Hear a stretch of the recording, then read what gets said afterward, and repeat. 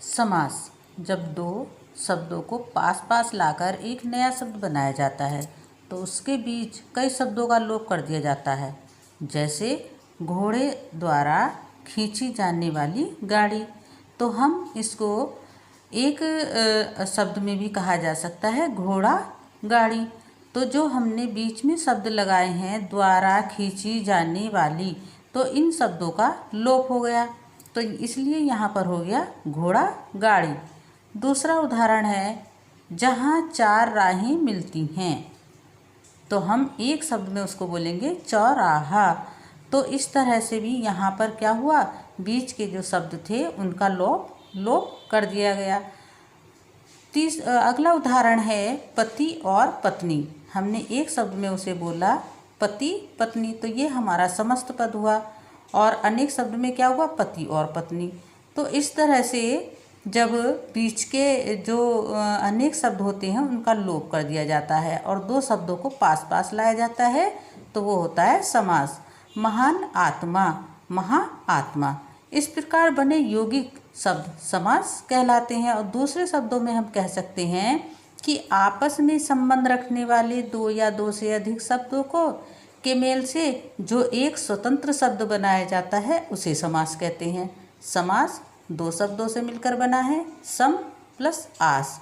सम का अर्थ होता है पास और आस का अर्थ होता है रखना।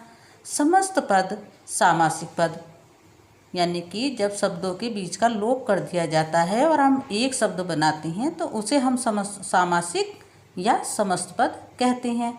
जैसे सामाजिक प्रक्रिया, यानी कि समास रखने से जो स्वतंत्र शब्द बनता है उसे समस्त पद या सामासिक पद कहते हैं। जैसे विग्रह करने पर सामासिक पदों के बीच का संबंध स्पष्ट करना समास विग्रह कहलाता है। जैसे समस्त पद है हमारा लोकप्रिय। समस्त पद से मतलब होता है कि एक जो शब्द हम बनाते हैं।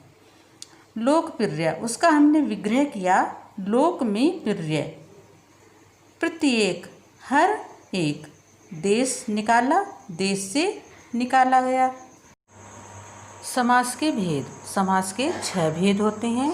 अव्ययभाव समास, तत्पुरुष समास, कर्मधारय समास, द्विगु समास, बहुब्रीहि समास, द्वंद्व समास।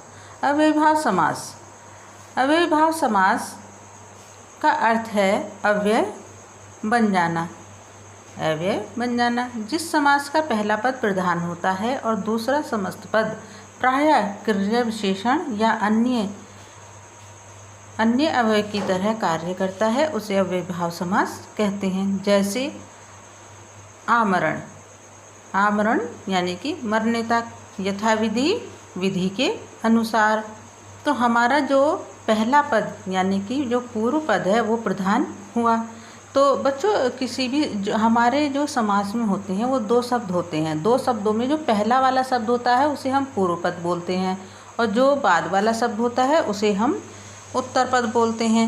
तो यहाँ पूर्व पद प्रधान है, यानी कि पहला पद प्रधान है।